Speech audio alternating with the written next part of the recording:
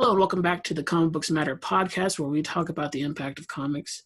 I'm your host, Jesse, and with me today is a very special guest, nominated for Ignatz for Writing, writer of Heavenly Blues, Griffin, and Renegade Rule at Dark Horse. It's Ben Kahn. Ben, how are you today? I'm good. Thanks for having me on. Ben reached out to me and gave me all of their books for Griffin, and over the last week and a half, I've just tried to binge them when I have free time, and I have to just start out saying it was a lot of fun reading that. Like, I was surprised, even though the issues are very short, they're very impactful. I'm really glad. And yeah, that was always part of the fun challenge of writing Griffin, was packing as much story as I can into as tight as possible packages. It's funny with the length of the book, how much you basically drag everybody along to different locations, but it feels so fluid. It was definitely, kind of trying to have a bit of that kind of Star Trek episodic sense. So not just, still have them go off to different locales, go on different kinds of adventures, but definitely that kind of half issue length. Going into it, I just kind of thought, okay, I'll kind of write it as normal issues and I'll just, break it up. But just by the mere fact that I had to have like a big cliffhanger moment kind of every 11 pages instead of every 22 pages, really just sped up the pacing of the series in a way that was a lot of fun. And last thing before we kind of pull back and go back to where you started and everything, the comedy mixed in with like how graphic the violence can get, but the comedy itself is so quick and sharp that I found myself laughing at moments that felt weird and awkward, but they were perfect. Oh, well, thank you. That is exactly the effect I was hoping for. Making you feel weird about laughing at that was exactly the goal of this. I'm pretty bad with remembering character names. I always talk about this whenever me and my friends are talking about anime and stuff, and I'm just always bad at remembering names. Griffin I remember because it's the name of the comic. It's handy. It's a handy way to remember it. Yeah, but the small fish alien that joins Seti Stella. Yeah, alien fish boy engineer. That character is so good. He came as a result of Telika, the alien first officer character. Was originally supposed to be a little more of this kind of voice of innocence, but the character really kind of jumped out and became this much more of this sarcastic, like this reluctantly sarcastic presence. So I still wanted that really innocent foil to have, so I kind of added a new character to that original trio to get that innocent foil that Telika didn't develop into. And there's a great aspect of him where he wants to be good no matter what. And as much as Griffin kind of tries to explain to him that, like, there's no such thing. Like, there's no such thing as being good or evil. Or, like, well, I mean, there's such things as being both. But, like, wholly one or the other. Everything's kind of chaotic and unfolds in its own way when you're in anarchists like them. Oh, yeah, that would, especially with those chapters with Griffin and Seti Stella. I can show when you're making the decisions as big as Griffin are, like when you're making decisions that determine the fate of like entire worlds forever, when you're asking like, oh, did we make things better? And the scale you're talking about is entire planets over the course of centuries. It's too big. It's too complex. It's too much for, especially with how drastic and how quick Griffin acts, to know if any of it's good or right. So it was a lot of fun. And it was a lot of fun writing Griffin, who I always wanted people to never be quite sure or if they count as a hero or not, but to always have fun following them. And I really just wanted to kind of hammer home that that's Griffin's philosophy, is that they make a decision and they carry it out, and the consequences of that decision are too big to even factor into whether or not they make that decision. Yeah. So going back to more of kind of like your origin story in a way, what got you into comics as a medium in general? Were you a fan originally, or did you become a fan through writing them? How did that start? So I got started reading web comics as a kid, and I did the usual 2000s mid 2000s teenager makes their own web comic. and I had fun doing that. It was, it was a Sprite comic, and it was extremely 2000s in all of the worst ways. But it was a lot of fun, and it taught me a lot about writing. And then when I got to college, that was when I kind of really discovered print, comics and superhero comics, Marvel, DC, and also Vertigo and Image, especially like old school Vertigo, like Hellblazer, Swamp Thing, Sandman, Watchmen, like all that kind of stuff. And then Green Lantern, Jeff Johns' Green Lantern, Grant Morrison's Batman, 52. And then from there, that really just kind of spiraled into this obsession and love of comics. And then from there, it ended up kind of being this hop, jump, and a skip away from making webcomics to wanting to make print comics, or not just these little 4-panel Sprite comics, but big bombastic pages with real artists. And on your journey to like getting to that path, was there one particular comic that just hit you and you're like, this is what I want to do. I want to create what this was. Oh yeah, for sure. I wanted to, it was definitely Sandman for me. No doubt.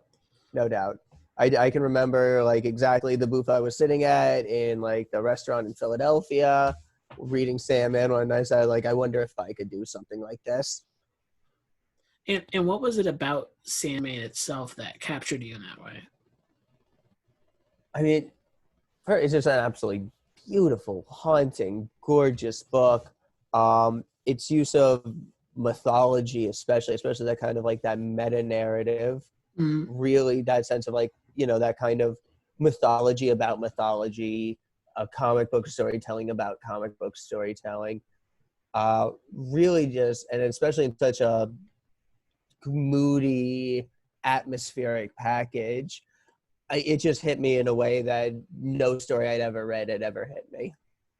Yeah, Sandman is one of those amazing pieces that come once a decade that I feel like just hits a generation in a way, and impacts them and leaves like a crater of creativity.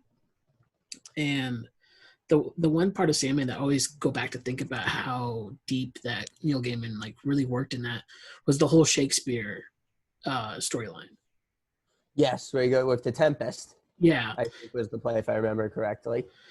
And how he spread that through the whole series, and every time he went back to it, it was a more impactful story, and things compounded on each other through each arc. Yeah. No, Sandman is, I mean, I think Sandman's absolutely one of the foundational texts for me. From Sandman, did you find yourself trying to find more complex books and leaving kind of unsatisfied with the general industry, or were you able to jump off of Sandman and keep jumping and finding those really impactful stories? I would say I was definitely able to find, keep finding new stories, 100 Bullets, Preacher, Planetary, all real, were all things I read afterwards that really scratched that itch. And also just not, falling in love with like all sorts of other comics. It was very much a time when, I really dove absolutely headfirst into superhero comics. At the time, DC had Blackest Night going on. Marvel had Dark Reign, a book which at the time I scoffed at as being completely unrealistic, not knowing it was a solid decade ahead of its time. But overall, it was those kind of late 2000s, early 2010s were a great time in superhero comics. So it was also like I was looking for the Oscar bait, but I was also just digging into as much like popcorn comics as I could find. Yeah, and I think I think what you said there is really great, because I feel like people get lost kind of in the, like, instead of Oscar bait, like the Eisner bait of mainstream comics in a lot of ways, where if you go through some of that cheap popcorn filler books, you find some amazing gems of people really trying to use these characters to tell crazy impactful stories. I find that that for as much as Big Two is just seen as like mainstream and stuff, I find that at any given time both companies are putting out some books that just don't work at all, a lot of books that are really good and perfectly fine and enjoyable, and they're probably putting out 1 or 2 gems at any given time. Mm-hmm. So I find that, when people say, "Oh, there's nothing to read," I'm like, "You're not looking hard enough. There's so much to read between all the great voices that are in the mainstream and just how wild and crazy and wide the indie scene is now these days. If you can't find a comic you like, you're just not looking hard enough." Yeah, especially like on my end, the indie scene has become a huge deal for me in the last few years. Mostly because Dark Horse, Oni, yeah, Scout, Boom, Vault, Boom. Like, Boom's I mean, doing crazy good work, like getting Boom's new been, voices out yeah. there. Mad Cave just released a very exciting slate of books with a lot of great creators, Mm-hmm. with stuff coming out. Ahoy's doing really good stuff that people won't touch. I mean, like, So you know what? So there's indie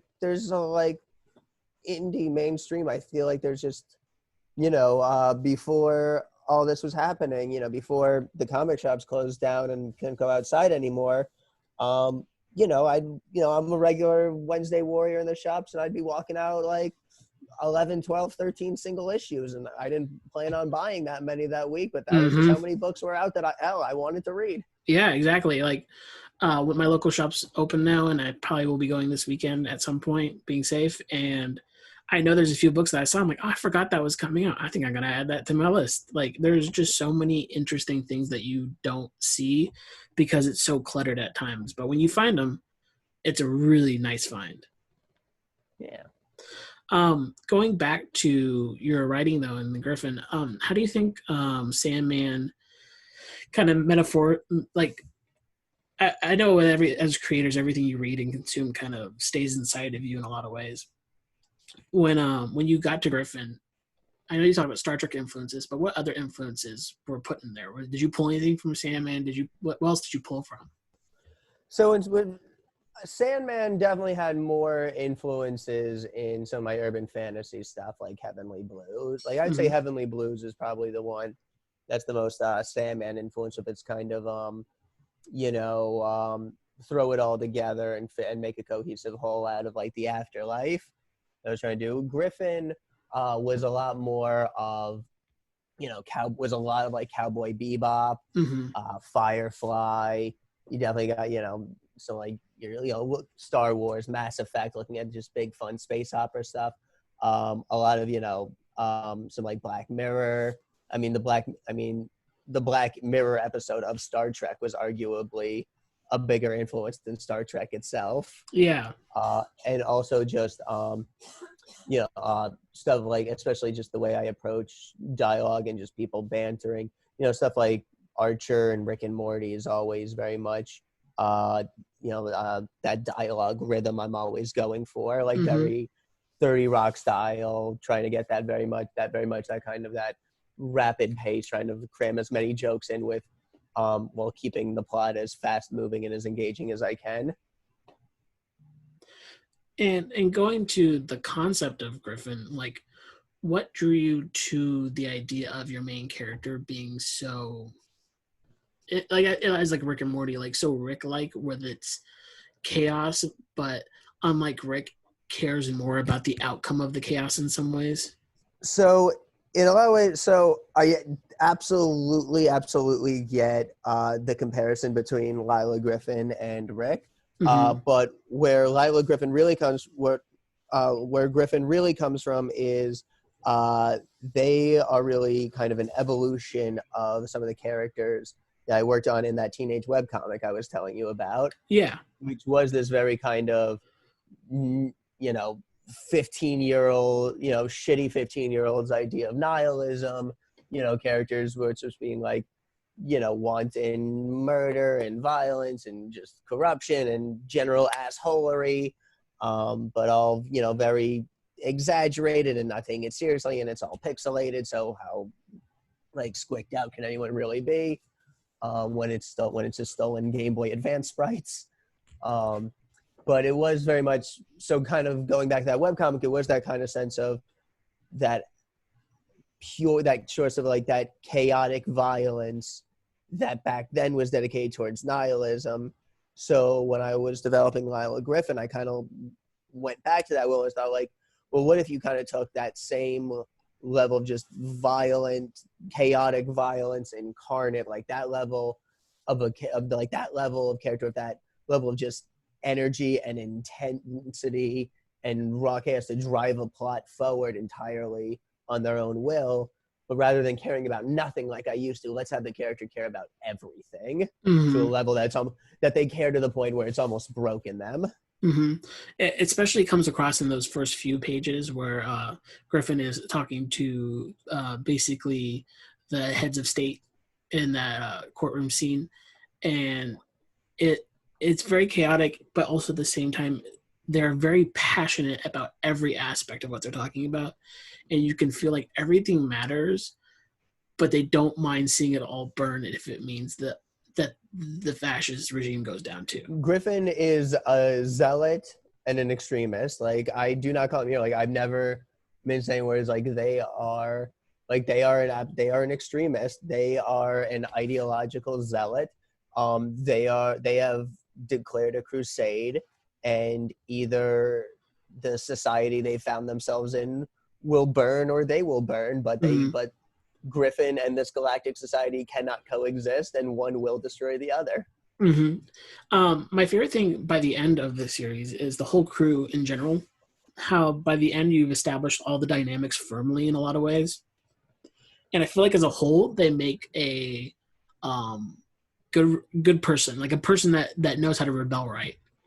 But each one of them is a separate section of that person. So by themselves they have no limits in their one area, and they need each other to kind of check themselves.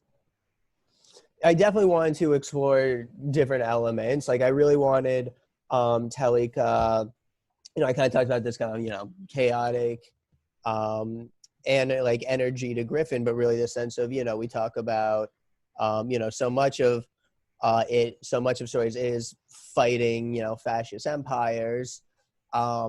I wanted to have it. So part of that was like, okay, let's have a character that takes that next step beyond. Let's show what real, just like terrorist action against a fascist empire looks like from a protagonist.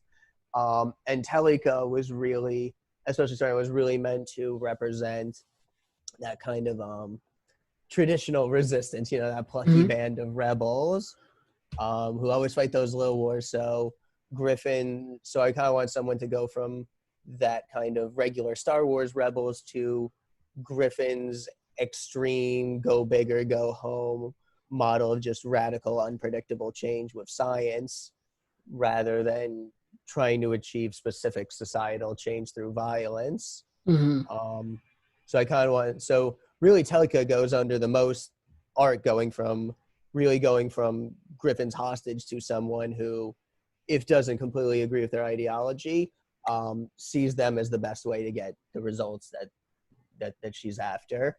Yeah, she really does have the most full arc out of all the main characters, and it feels like she is the eyepiece, the mouthpiece for the reader too, in a lot of ways. For sure. She's definitely, in a lot of ways, the POV, just because Griffin is just too extreme, not just like wild and out there, but also is already a fully formed character.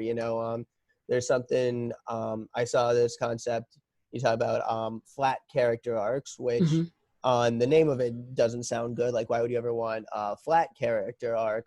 But it describes, and really the video where I first heard this term was describing Goku in Dragon Ball Z. Yeah. But it's kind of a way to describe a character that's kind of already fully formed, like isn't a character searching for truth, already has the truth, and it's about the world and other characters changing in response to this fully formed full core character.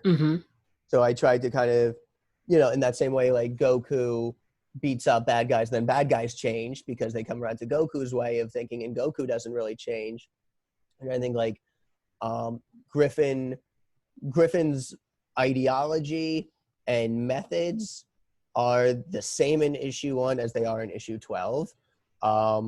At least in this first volume, she does not deter or waver or in any way, shape, or form from her goals and methods. So it's really about how does this very exact totalitarian empire deal with this absolute force of blind hate and chaos, and how do individual characters react to just their world just being shattered by Griffin just forcing themselves into their lives.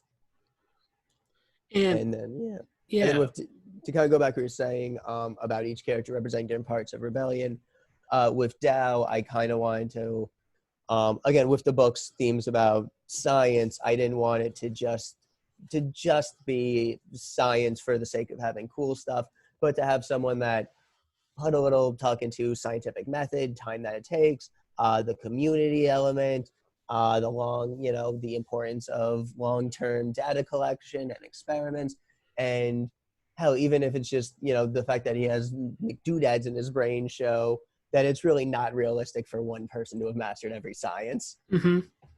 And with him specifically too, there's an interesting debate that gets brought up near the middle of this run, where they talk about the regime being scared of science, and how like Griffin wants science just kind of to run wild and do whatever it wants. Like there's a really great line that made me laugh about Griffin wanting the AI to do like an AI robot apocalypse. And like, you really want that? It's like, well, yeah, it'd be fun. Yeah. But at the same time, there is that true fear of like, there is at moments where the science goes a little too far for them, and they kind of pull their hand back real fast. Say, ooh, did we make the right decision here? So that particular robot AI apocalypse is me getting on my own particular weird soapbox, because you know what? I'm with Griffin. If I have to pick an apocalypse, yeah, AI apocalypse every time. I mean, it's the least where we don't have to be like, oh, well, it was all of our faults. Not even that. Not even fault. It's the only kind of apocalypse that ends with a new, more advanced life form still being on this planet. That's true. That is radiation apocalypse, bio-apocalypse, like virus apocalypse, weather apocalypse, done, kaput, nothing after that. AI apocalypse, we're getting some sort of crazy wild robot society after that. Not to go too off the beaten path of comics, but have you ever read the book Sea of Rust? I haven't. The whole idea is about what happens after the AI revolution, and it is super fascinating. I think you would really enjoy that. Yeah, but Griffin says like Griffin's methodology is to cause chaos through science. Dow is in a way a weapon for Griffin to wield. They wield his mind and just to use, and just and it was fun doing the terraforming and really just having Dow build potentially society-changing technology, and Griffin distributing that to the universe, which would definitely be something we'd want to explore a lot more in potential future volumes, is especially after the events of 11 and 12, where Griffin kind of dumps the Reach's like 30 years of Reach scientific secrets to the universe, really show, I feel like especially after this first volume and everything we've seen them do now, like the next step, if we get that next volume, would be to really start exploring the world, the society, and how Griffin's actions have started radically changing it. And when it comes to the world of Griffin, where did you start when you first came up with the concept? Did you start with the idea that everything goes, like every race, all of the kind of crazy science, or did that come more with the art? When you teamed up with your artist, I wish I had this on my Bruno Hidalgo. Like, did you guys come up with the world together in that way, or did you like, no, we're doing all of this? I mean, it kind of developed in its own way. I mean, I definitely kind of tried to keep it, basic Star Trek rules, like they're like humans are out in space, like all this kind of crazy technology is there, and there's just an untold number of alien species out there. So I tried to kind of, the same way Star Trek would just be, episode to episode, kind of being like, hey, here's a new planet, here's a new race, here's a new being, new story, new method, new science fiction mumbo jumbo that we're adding to the world. I kind of tried to approach it that same way, just play it by ear, let the stories flow, and just build the world piece by piece. Mm. And you mentioned a few times that you want to try to make more volumes, and you mentioned that you want to see what happens with Griffin releasing all the secrets, well, how that would affect the world. But do you want to explore if Griffin can evolve at all throughout the future volumes? See if Griffin can change in any way, or do you think Griffin will always be this chaos just No, spinning? I think as depending on how long the story can go, I think things would force Griffin to undergo a real character arc over a longer term story. But it might not be the kind of thing you would even see necessarily in the second volume. It might be Yeah, something, you know, in the magical fantasy world where we get to do like a 5 volume story. yeah, because even in this first volume, it's 12 issues. Even if it is 11 pages each, that's still a really long first volume. And when you first meet Griffin, it doesn't seem like Griffin literally cares about anything. And by the end, as you talked about before, you see that Griffin cares literally about everything, but at the same time doesn't care if they have to burn everything to take down what they think is evil. Griffin is very much a character based that came from kind of my own crisis of faith, Mm-hmm. and that faith was in humanity as a species. Uh, I started developing Griffin in 2017. Mm-hmm. Yeah. What could have caused me to suddenly and dramatically lose faith in the innate goodness of humanity? You But know, on, I think we may never know. but honestly, with Griffin as a whole, I mean, I think some of the jokes and character dynamics are definitely of this age, but as a story and as a character arc as a whole, I think this is, and I don't mean to to gas you up too much, but I really do think Griffin as a book is like an evergreen book, Oh, or thank you. that anybody that has a little rebellion in their heart in any way can read this book and see themselves somewhere in it. I'm really glad that. Thank you. I am really glad to hear that. With the reach, I try to make it not just like a one-to-one parallel of what's going on right now, but really try to have them be kind of like the sum of all of humanity's sins, Mm-hmm. and especially having me aside. And always, I feel like kind of Griffin is humanity's sins coming back in like for vengeance. Mm-hmm. Um, but so I really tried to pull from like lots of like different sources and stuff, like like the work camp that you saw with in Telecause. So with you know the yeah, sorry, I'm tripping over my words a Oh, little it's bit. fine. With when you see the siege or the siege of Telika's world in the work camp, that was mostly based off of the forced famines in the Soviet Union under Stalin. So I pulled from that. The biological warfare, the fact when they just go down to a planet and just sneeze and cough and wait for the populace to get sick. That was me going all the way back to Montezuma and conquering the Aztecs, Mm-hmm. which is also why Bruno drew that whole world kind of with a bit of a whole South American influence, which I thought was really, kind of like a Inca Mayan influence, which I thought was really fun to have like a world full of llama people and bird people. Yeah, and with the rebellion too that shows up in the third and fourth issue, I believe.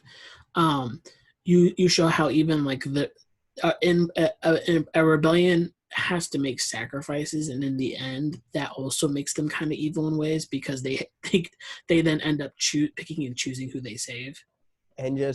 And that was also me again trying to pull from history, letting history kind of be one of my big influences. How many dozens of times throughout history do we have the noble rebellion leader wins and becomes just as bad a despot as the one they Mm-hmm. deposed? So for as much as uh, you know especially from Star Wars onwards, rebellions and resistances like are just good. They're just blanket Mm-hmm. good usually.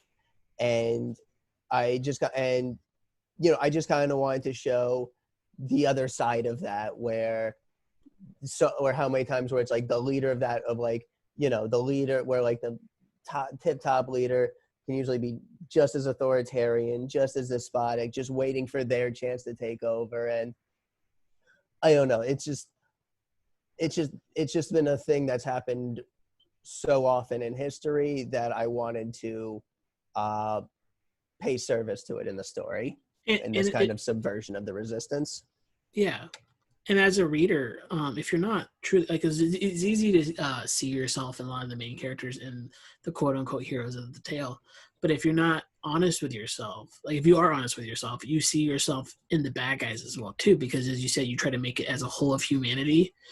And I mean, I have 100% I fall on my face daily of trying to learn and grow and everything, but I still see like my past self in some of this, in the resistance and the regime and stuff, of like things I used to hold as like virtues, and you realize as older you get, some of those virtues are wrong and or corrupted in some ways. And so being able to make your villains also relatable in the way of like, oh yeah, I see the bad parts of myself in the bad guys. Yeah, I tried to. So that was definitely a line, especially with the Reach being such explicitly fascist. I really wanted to make sure I didn't fall into that kind of that satire trap where what you're trying to vilify ends up being championed. So that was also one of the reasons, even the villains come from some marginalized backgrounds, was just trying to make it, just trying to figure out ways to have the villainous to have this terrible fascist Reach, be imposing, be intimidating, but not make them look cool for the people I don't want enjoying this book. Yeah, and there's a good line near the end where someone, when one of the regime goes, "I didn't know," and the character responds, "Well, it's awesome that you didn't know, but that doesn't change that you were a part of it." Is that the cool motive still genocide? AKA, yeah. AKA, I should be getting an Eisner nom for best Brooklyn Nine-Nine reference. Oh, is that like, I've seen a little bit of Brooklyn Nine-Nine, but that's a joke. Cool motive, still murder. Oh yeah, no, like if there was there should be a best line category, and I would definitely give you that one. But no, that was definitely that was another part of it was, again, by having characters be so extreme, be so violent is their first, second, and third option. Be not heroes, but galactic arsonists is I love stuff like Steven Universe and She-Ra, where characters can evolve and grow and you get real redemption arcs and people, and I think that's such an important thing to do. But Griffin is just so much of my pure anger, and so much that I was just being like, nah, fuck it. Some people are just too goddamn evil and done too much to come back from. And I mean, once you side with something so clearly like corrupt and evil, it's hard to pull yourself out of it and feel like you were clean from it in any way. Yeah, and that particular scene was kind of always saying like, no amount of sympathetic backstory, no amount of guilt can outweigh that this particular character was complicit and aided in an absolutely genocidal campaign. Yeah. You can't guilt your way out of something like that. Yeah, we end up sometimes, especially now with a lot of media and like entertainment today, we kind of try to justify our villains, and even the real life ones in some ways. And it can become very gross really fast. Yeah, and again, like I said, I think redemption and accepting being better is important. But Griffin is about being really fucking angry and letting that anger out on some really evil people. So and that was kind of what I wanted to show, especially with that friendly Reach that helps steady Stella during that jailbreak, and Griffin just guts him anyway. Yeah. Doesn't matter. I actually felt really bad at that moment. Good. Which is, I think, that's the point. Like, the point is you're supposed to feel bad that Griffin still crosses that line because, again, they're part of the evil. That was one of my favorite moments, was just empathy for the in-group justifies any atrocity against the out-group. Yeah. Moving to some Q&As, though. Yes. Other than being able to tell, like, the story you want to tell, what makes independent books attractive to you? I mean, to me, there really is something to be said for getting to create something from the ground up. Like, I got to make something with the tone I wanted to make, with the politics I wanted to have, with a violently insane non-binary space captain. Like, I got no pushback on having a non-binary main character and a lesbian main villain, and just, you know, and Seti Stella coming from an entire species of gender fluid fish people. That's such a good line. I want that to be just a way of just being like, you know, so many things we use, like, oh, we're going to use aliens as a metaphor for other things. And here's something where I'm like, this is just an entire species of that undergoes gender metamorphosis. That's not a metaphor for anything. That's just I wanted to have something that just approached gender from just such an alien perspective that there is no metaphor. Yeah. And I love it's like, one day we'll make a man out of you. He goes, when I turn 30, we turn into females. Neat. Yeah, it's cool. Okay, let's keep going. Yeah. Well, moving from independent though, disregard any company or anything. What established character or world would you like to write in? Really, I love DC. I love Marvel. But really, I am just such a huge DC super fan. I mean, I spend so much of my free time just watching all the TV shows and watching all the movies and defending them on the internet more than I should. Me too. Trust me, me too. Oh yeah. But so really, and it's like, and you know what, I see those like, oh, which superhero character would you like to write? I see those on Twitter. I'm like, when it comes to DC, I'm like, any of them. Yeah. Any of them, because any one of them would just be an entryway into what I really think is one of the one of the richest, fascinating, and intricate, creative, like, fictional settings I've ever encountered. Like, I really believe that when you really look at the Marvel and DC comic book universes, they're kind of absolutely staggering achievements of literary experiments. Oh yeah, 100%. We're going to have a consistent continuity run across dozens of titles for decades across thousands of creators. Nothing comes close. And even if it only works, even if it only works 60% of the time, that's still 60% of the time. There's absolutely nothing. There's no storytelling universe that operate at the scale and longevity of Marvel and DC. It is, for as much as we talk about, like, it is, as a whole, these superhero universes are absolutely stunning literary experiments and achievements. And I mean, this might be hard for some people to think about, but like, the bigger it is, the more kind of quote unquote garbage will come out of it, but that doesn't negate how much more good things come out of it. Yeah. And sometimes garbage is fun. Yeah, sometimes the bad books are fun, and that's just truth. I spend so much time watching great bad movies. Yeah, no, I get what you're saying. You ever seen Double Trouble starring Jean-Claude Van Damme and Dennis Rodman? It's a delight. I have not. But, I mean, I grew up watching bad movies because I had no taste as a kid or a teenager. Inside of comic books, but even outside of comic books and just creative spaces, who was your biggest inspiration when you started? And are they still your biggest inspiration now, or have you found new inspirations in this point? I think inside of comics, I would say my biggest inspirations in terms of, like, I would say Brian K. Vaughan has been my biggest inspiration in terms of indie comics. So in terms of all the comics I've ever written so far. Yeah. Grant Morrison has probably done the most to shape how I view comics as a medium. And then in turn, not that I've ever written a superhero comic yet, but knock on wood, I would say kind of how I mentally approach them, because why not? I spend way too much of the day thinking about how I would write superhero comics. I would say Mark Waid and Jeff Johns did a lot to shape how I think about approaching those kinds of stories.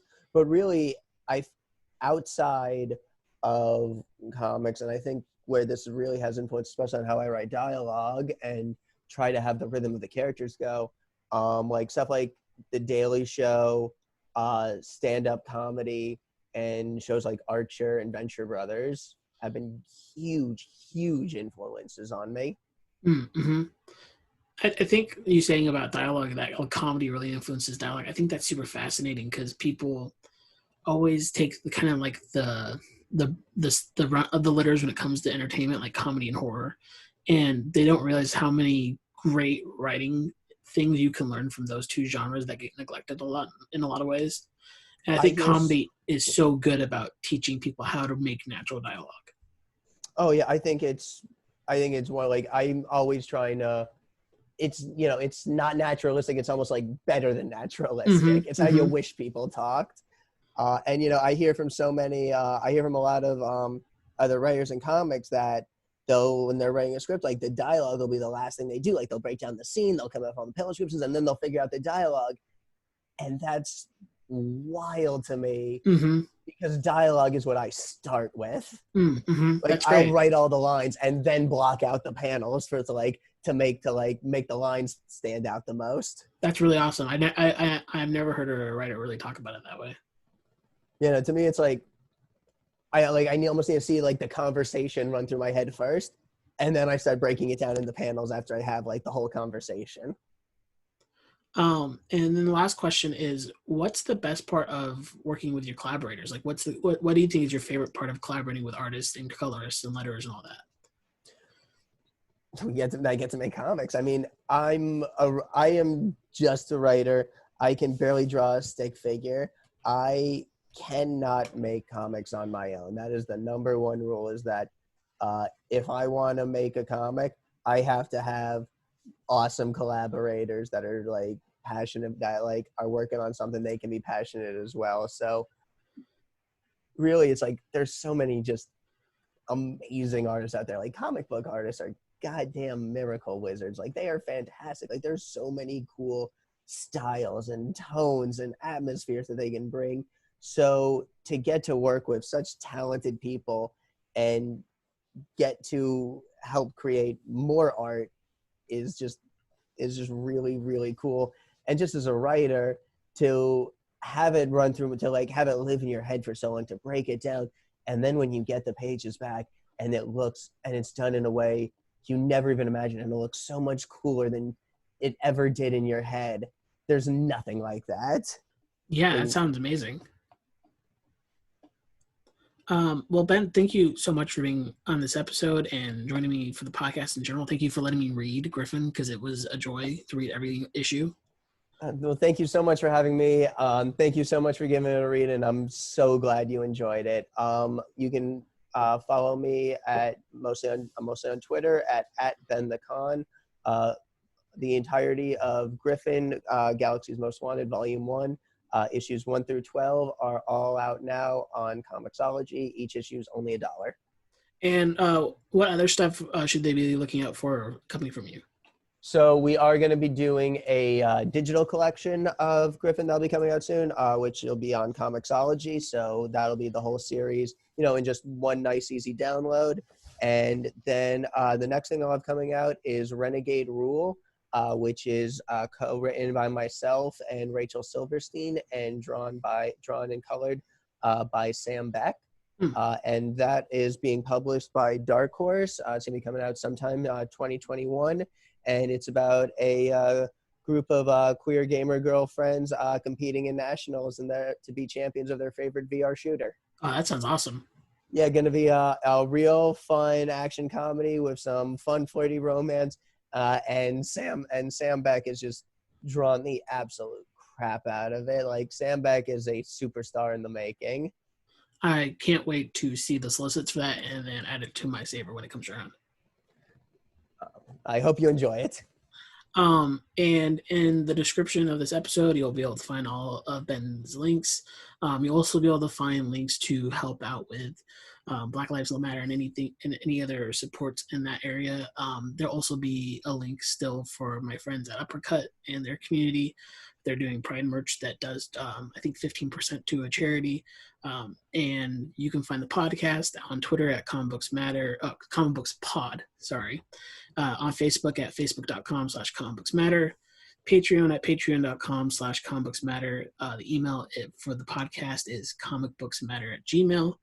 And leave a review on any podcast sites that you find us on, because I realize I don't have any reviews, and that would be great. And lastly, the last two things, logo is made by my friend Steven, who's awesome. And if you ever see him, say thank you for the logo. And the theme is Join the Restaurant by David Szesztay, and I got it from freemusicarchive.com. Thank you all for listening to the show.